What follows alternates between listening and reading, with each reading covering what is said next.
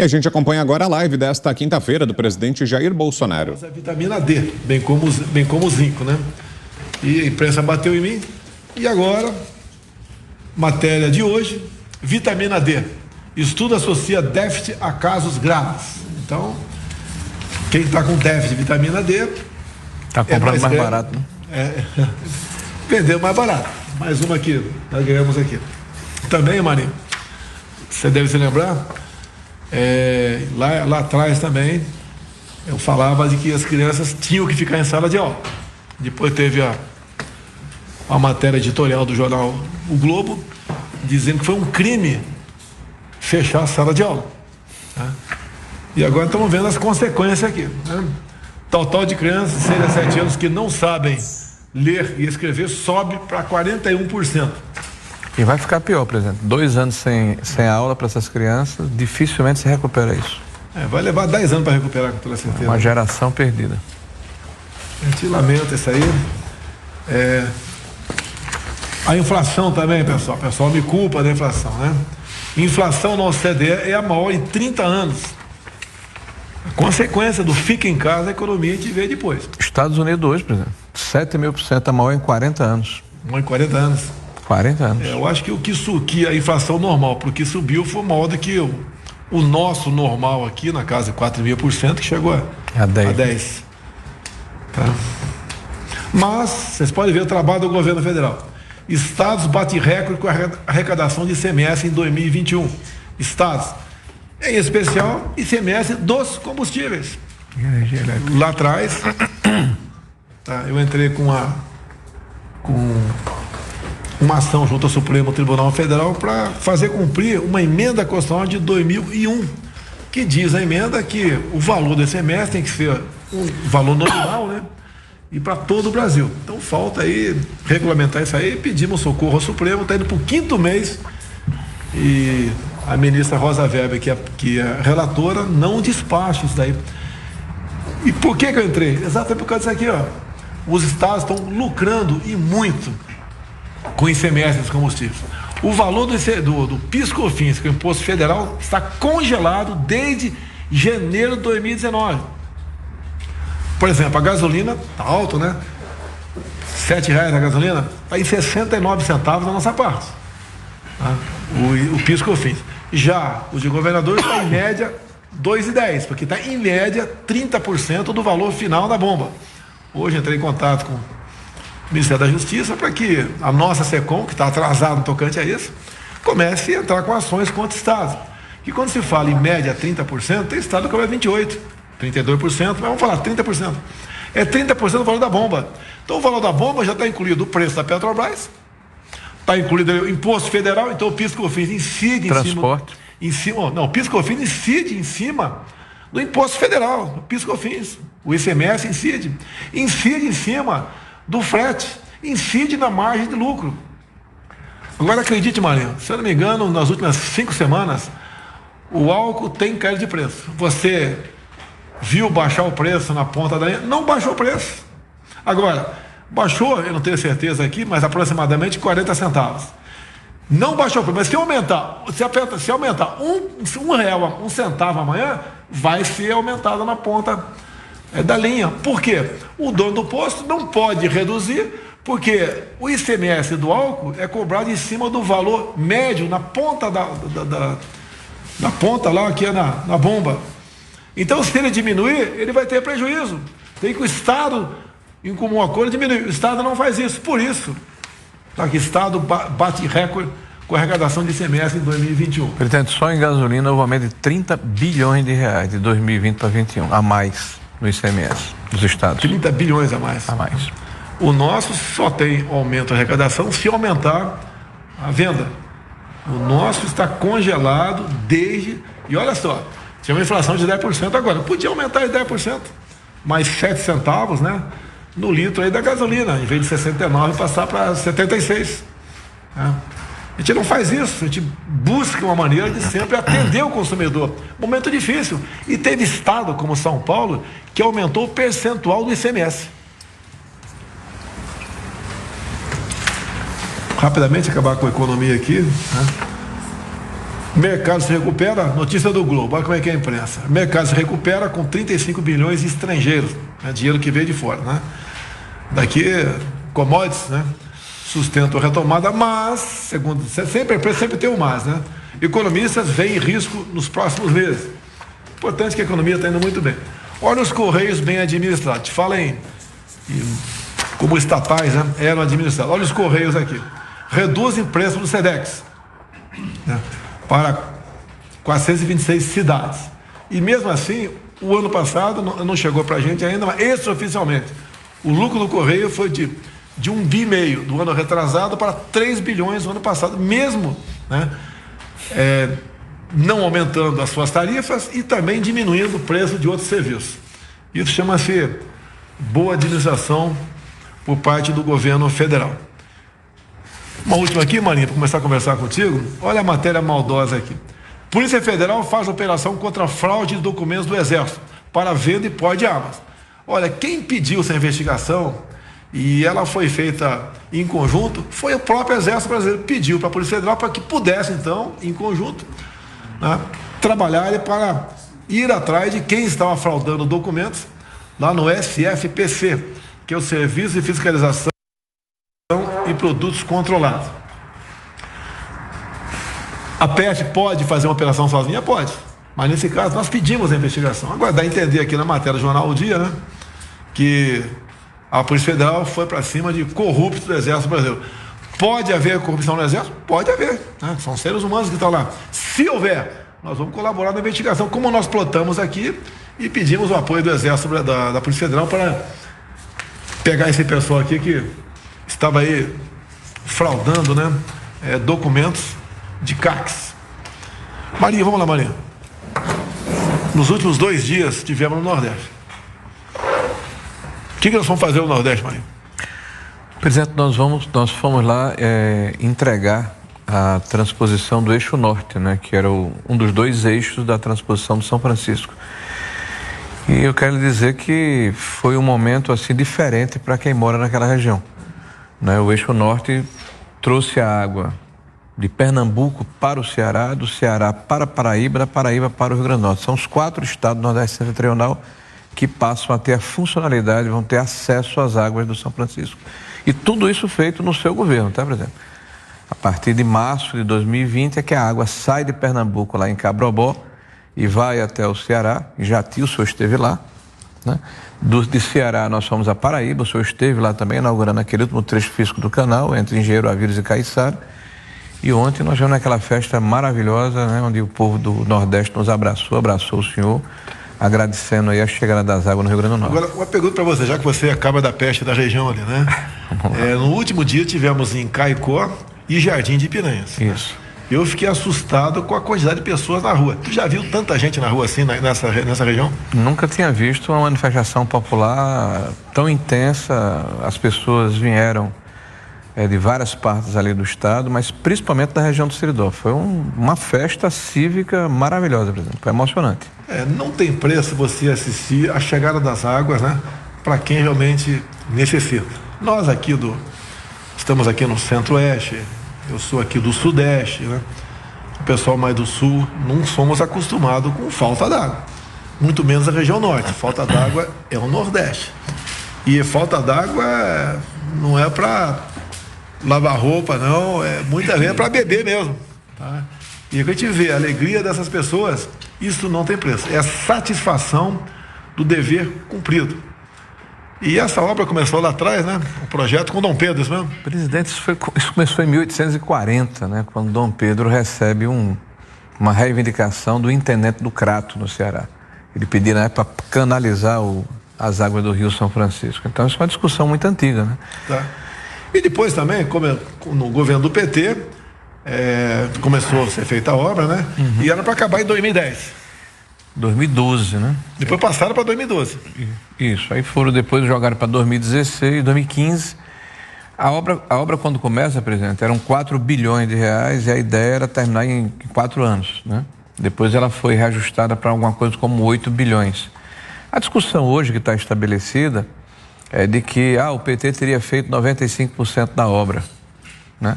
Ora, A obra hoje está em 14 bilhões de reais, presidente. O governo do presidente Temer e o governo do presidente Bolsonaro investiram 45% desse recurso. E eles dizem que isso só significou 5% da obra. Então, é absolutamente impossível que isso tenha acontecido. Uma série de estava achando túneis... que o nosso governo ia roubar, ia sobrar só 5%, deve ser isso aí. Uma série de obras precisaram ser refeitas, presidente. Canais precisaram ser refeitos. Foram 27 intervenções, né, para que a gente conseguisse chegar ontem ao Rio Grande do Norte. Fizeram um projeto que durante 10 anos a prioridade era fazer propaganda e campanha política, não era entregar a obra de verdade aos nordestinos. Então, as barragens, em algumas delas precisaram ser refeitas, canais precisaram ser reconstruídos, túneis desmoronaram, houve interrupção por um ano e meio, acordos do TCU anunciando a possibilidade de terem dificuldades na obra que foram superadas pelo nosso governo. Tivemos lá em Jucurutu, Rio Grande do Norte, barragem Oiticica. Ela começou a ser feita em 52, é isso? Em 1952, o presidente era Getúlio Vargas, numa das secas da época, houve a mobilização do canteiro de obras. No final, meados de 53, foi interrompida, foi retomada na década de 90, foi interrompida. Foi retomada na década de 2009, 2008, foi interrompida, aí reiniciou-se em 2013, quando nós chegamos, pouco menos de 45% da obra estava feita, presidente. Então, hoje nós estamos com 95% da parede e a cobrança que o senhor fez deu resultado, viu? Deixa eu falar aqui. Eu cheguei lá e vi a barragem feita, é igual uma dentadura e falta um dente, né? Um vãozinho. Então faltava um pequeno vão. Eu perguntei, Marinho, por que aquele vão não é fechado? Não é fechado porque, uma vez fechado, começa a encher a represa e, obviamente, ela estaria beneficiando a região do Seridó, aproximadamente 300 mil pessoas. E podia ter fechado há mais de ano aquele dente. Pelo lá, menos um ano, pelo menos um ano. Agora, qual o problema, né? Por que não foi fechado, Marinho? Existem 12 famílias, né, que estão na área que seria inundada e que a negociação que é feita com o governo do estado não termina, apesar de nós termos já colocado recursos para construir as casas, para fazer eventualmente pagamento de aluguel social. E me parece que há uma dificuldade na condução do processo de negociação. Então, o senhor fez uma cobrança pública ontem e o anúncio ontem ainda do governo do estado é que na próxima semana as famílias finalmente serão retiradas para que haja inundação, né, e a água possa ser aprovisionada para servir a população como um todo. Então, deu certo a sua cobrança, presidente? Não, eu elogio a sensibilidade da governadora. A gente quer realmente resolver o problema, né?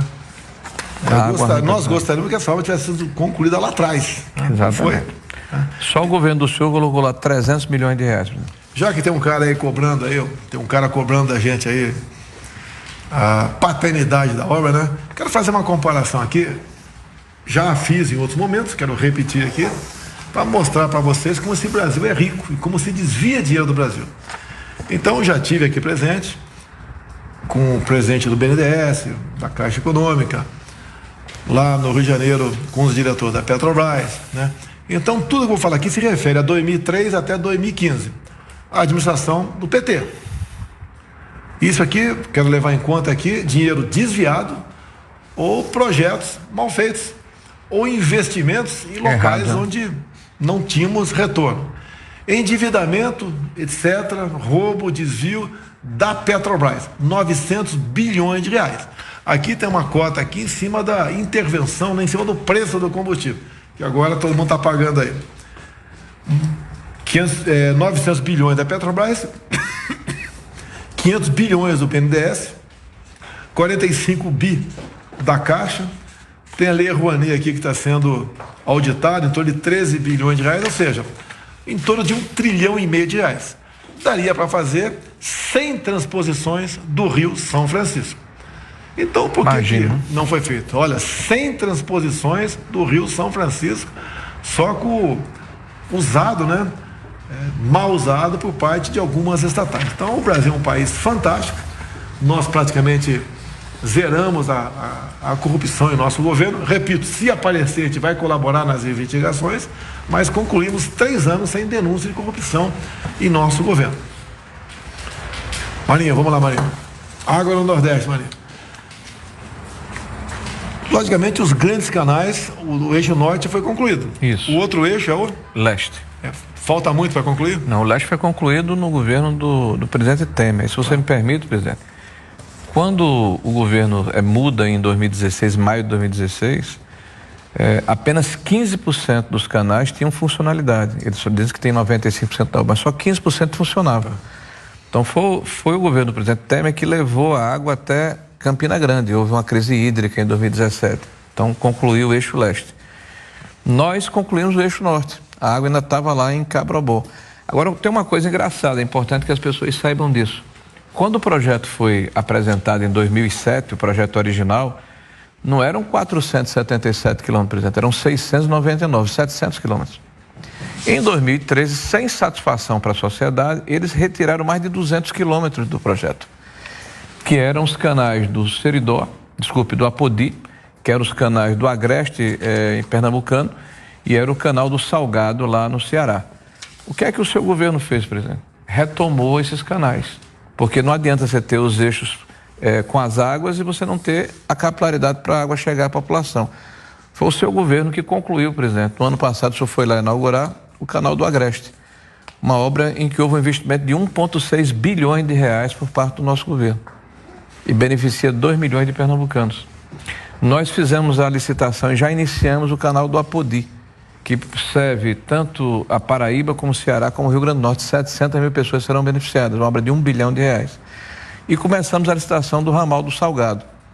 Então, por algum motivo que ninguém sabe explicar, a proposta original foi subtraída em 200 quilômetros. Então, faltam 3 canais, dos quais um já foi concluído no seu governo, um está em construção e um terceiro está em processo de licitação.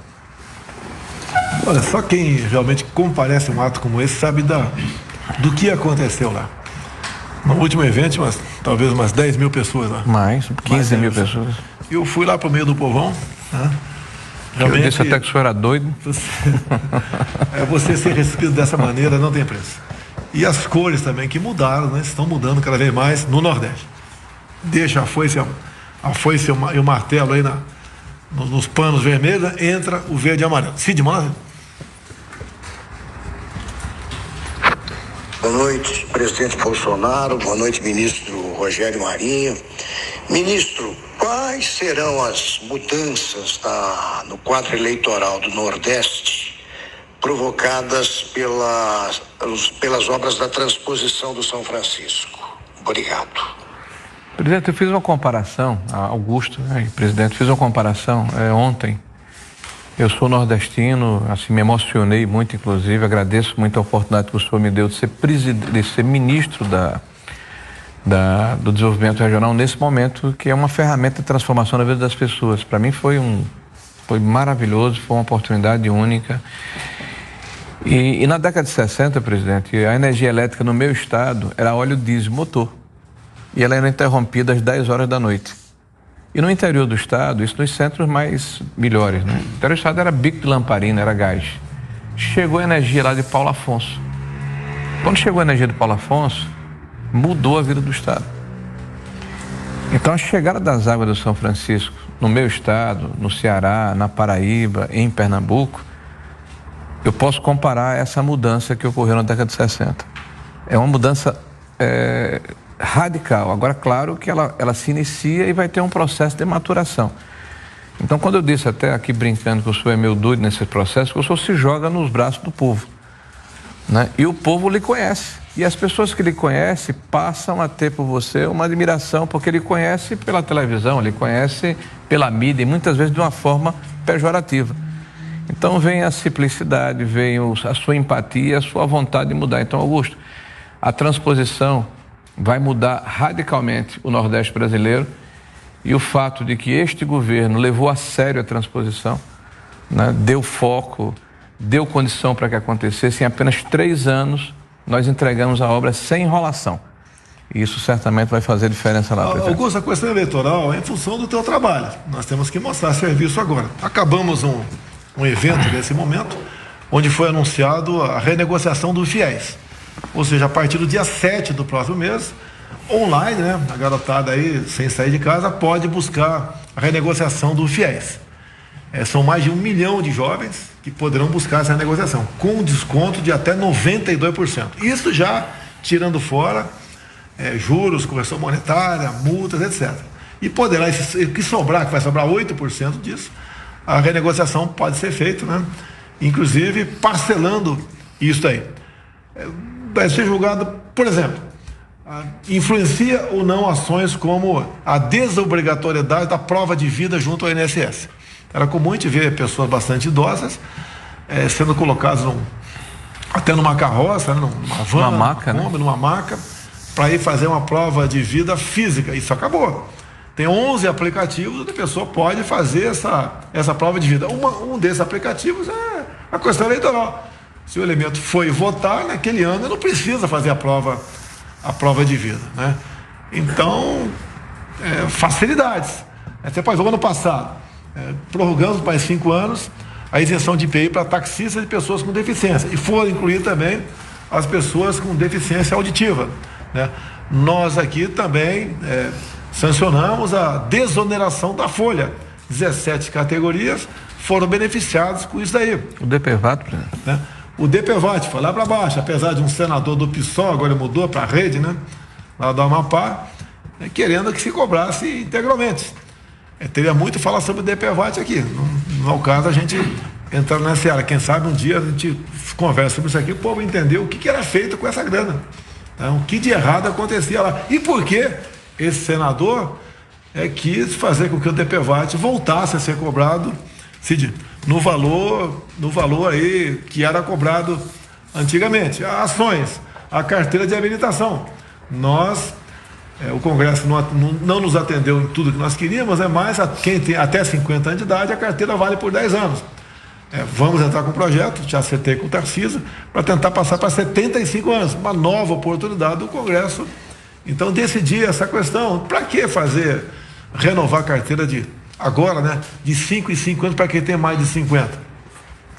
Então são várias medidas que a gente vem tomando ao longo dos anos ali, dos 3 anos, que no final da conta acaba revertendo, obviamente, em coisas boas para a população. Lamentavelmente, enfrentamos uma pandemia pela frente, onde vem inflação, aumento de preço, o preço dos combustíveis são caríssimos, né, no mundo todo.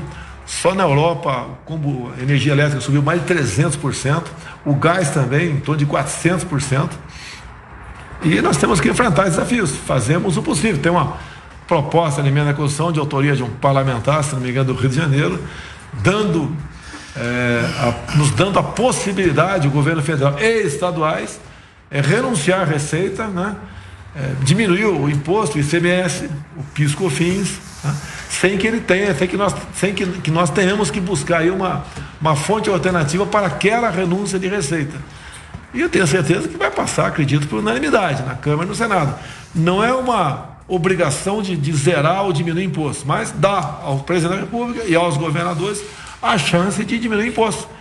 Ok? Isso aí, uma vez chegando, uma vez promulgado, a gente vamos ali buscar uma maneira de fazer valer a PEC, né?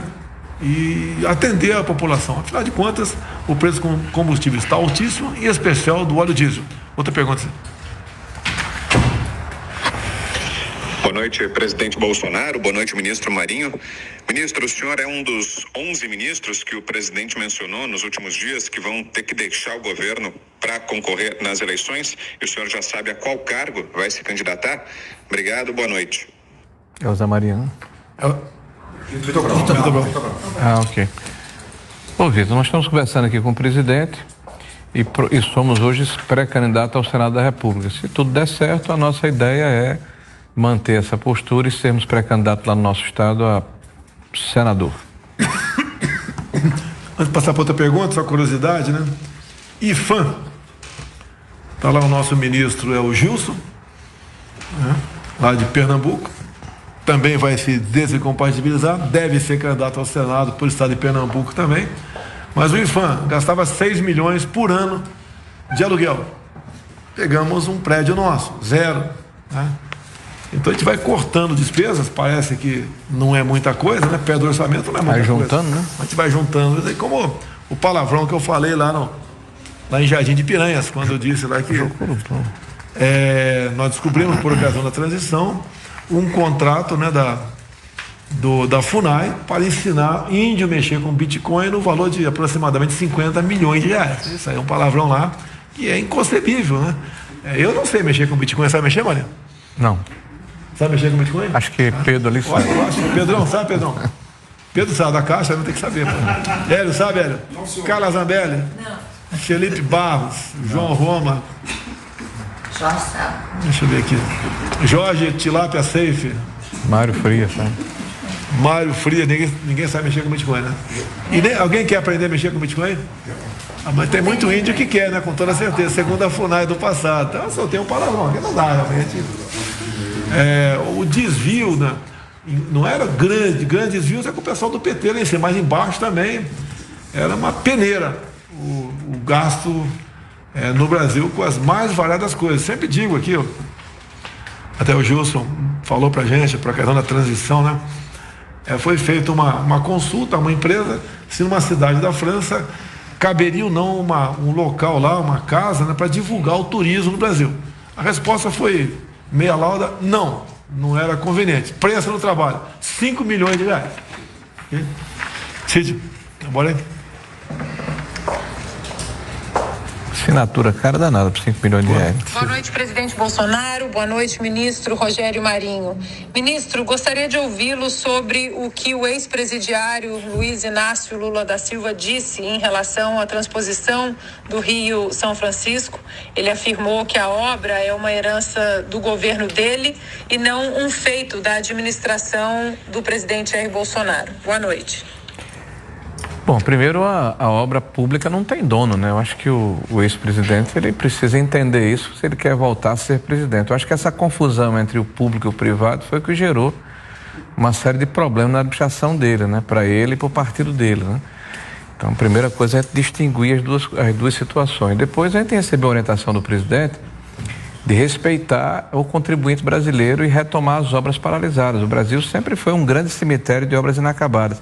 Está aqui o Pedro da Caixa, sabe que quando nós chegamos ao governo, nós tínhamos mais de 170 mil unidades habitacionais paralisadas, por exemplo, por uma série de motivos. E qual foi a nossa prioridade? Retomar essas unidades. Retomamos mais de 140 mil. A exemplo do que ocorreu na transposição de São Francisco e diversas outras obras. A transposição começa em 2007, 10 anos depois, só 55% dos investimentos totais foram feitos.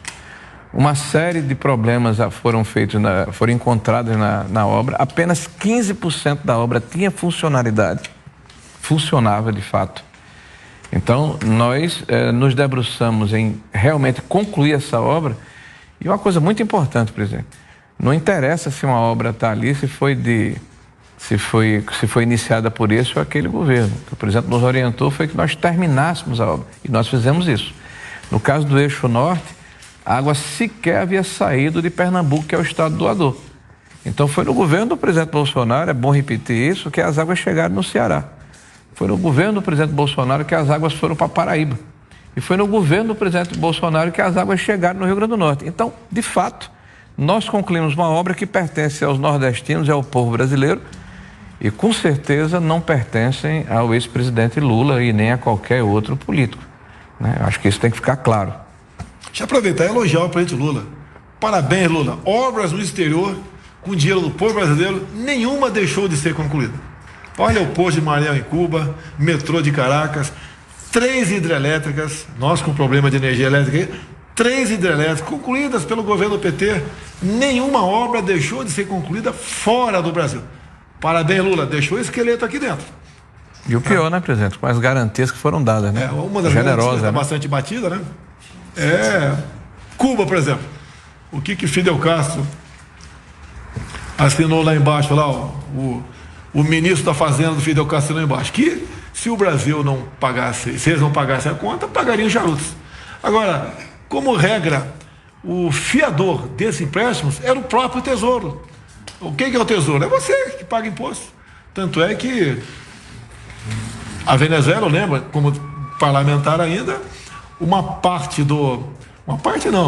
juros que amortização de dívida em juros foi pago com dinheiro FAT, do Fundo para o Trabalhador. Ou seja, o povo brasileiro continua pagando agora juros, né, dessas obras que foram feitas lá fora, não foram pagas pelo respectivo governo. Afinal de contas, se você fosse o Maduro, pagaria essa dívida? Não pagaria, né? Se você fosse o ditador lá de Cuba, pagaria? Não pagaria. E assim está sendo feito. E uma prova, né, que há um grande interesse, sempre teve do governo do PT, em fazer uma bala fora. O Lula mesmo disse há pouco tempo, né? Vamos voltar ao governo e vamos ajudar o povo cubano, que nos ajudou lá atrás. Ajudou no quê? Tá? Ajudou no quê? Então esse é o governo do PT. Obra lá fora, todas concluídas e de primeira, hein? Muito bem feito. Fala assim. Salve, muito boa noite, presidente Jair Bolsonaro, boa noite, ministro Rogério Marinho. Ministro, eu gostaria de saber sobre esse ano, um ano muito importante para o país, a definição aí das eleições no final do ano, né? E também no pós-pandemia. Só acho que o orçamento deve ser executado de uma forma integral, ministro? Obrigado. Bom, aí é uma questão mais da economia, né? Mas, de qualquer forma, com certeza, o orçamento ele é impositivo, né? Com exceção, me parece, das emendas de comissão. Então, há uma obrigatoriedade constitucional. O que deve ocorrer, e aí, é claro, o Ministério da Economia e o Parlamento vão entrar nesse entendimento, né? Qual é a gradação dessa execução ao longo do ano. Acabou, Cid? Mais umazinha? Saideira?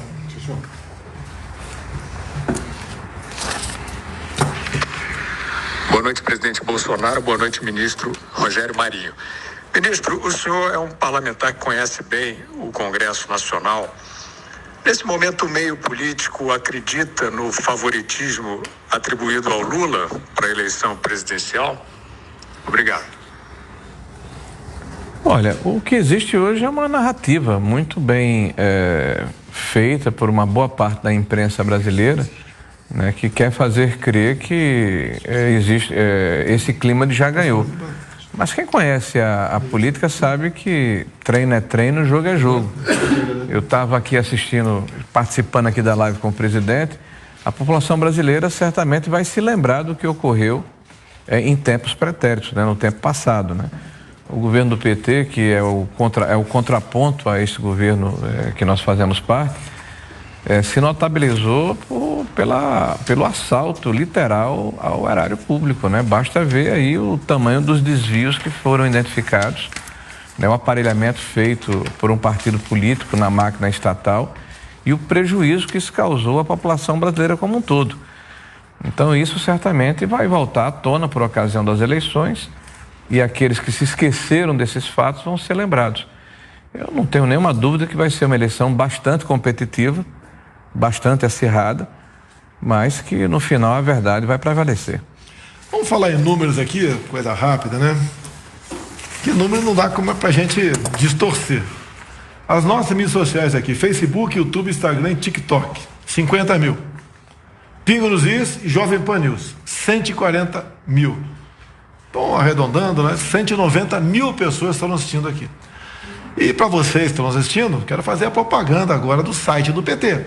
No momento, o PT está fazendo uma live, aniversário do mesmo.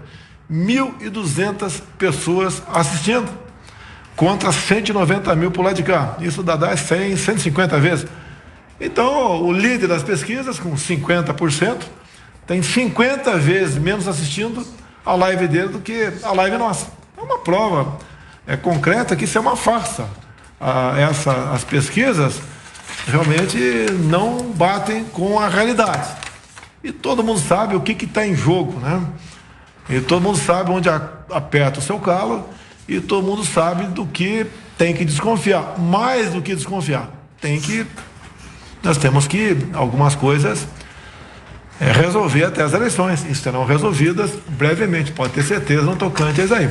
Que nós queremos, todo o povo brasileiro quer, eleições sim, limpas e transparentes. É isso que nós queremos e eu tenho certeza que brevemente essas questões aqui serão resolvidas, né? O que a gente pode falar para vocês aqui, não vai entrar em detalhe. O Exército, as Forças Armadas foram convidadas a participar do processo eleitoral. Eu sou o chefe supremo das Forças Armadas. Aceitamos um convite, né, via portaria do ministro Barroso. O pessoal do Exército, segundo a mídia agora, fala segundo a mídia, né? O pessoal do Exército, o nosso pessoal da guerra cibernética, né? buscou, então, a convite, né, o TSE começou a levantar possíveis vulnerabilidades. Para quê? Para ajudar o TSE. Foram levantadas várias dezenas de vulnerabilidades, foi oficiado o TSE para que pudesse responder às Forças Armadas, porque afinal de contas o TSE pode ser que esteja com a razão. Tá? Pode ser, por que não? Bem, passou o prazo, que a administração diz, 30 dias, ficou um silêncio, foi reiterado, o prazo se esgotou no dia de hoje, tá certo?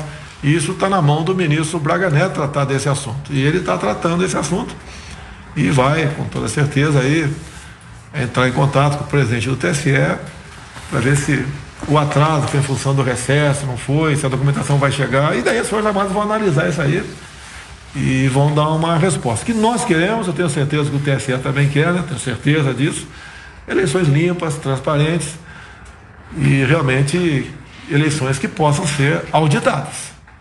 É o mínimo que se espera de um processo eleitoral, porque ninguém acredita em pesquisa, né?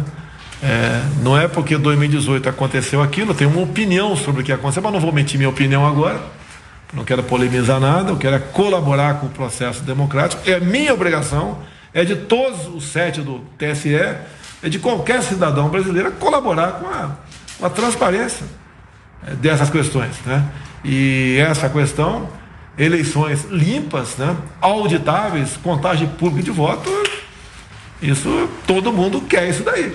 E não vai ser uma ou outra pessoa, seja quem for, que vai dizer que vai ser como eu quero, o resto aí não devemos satisfação. Não, deve satisfação sim. Todos devem satisfação à democracia. E essa questão deve ser a mais clara, mais limpa, mais transparente possível. E eu tenho certeza que nós teremos eleições limpas, né? Auditáveis, transparentes, por ocasião aqui do próximo mês de outubro, né? Em 2 turnos, que ninguém pode terminar uma eleição e ter dúvida. Até Portugal foi elogiado pelo ministro Barroso, parabéns, Barroso. Elogiou eleições lá de Portugal, só esqueceu de falar que lá o voto é no papel. Faltou só dizer isso aí, aqui não é o papel. Tá? Nós acreditamos, sim, tá? Nas máquinas, mas tem pessoas que operam as máquinas, e daí o problema existe.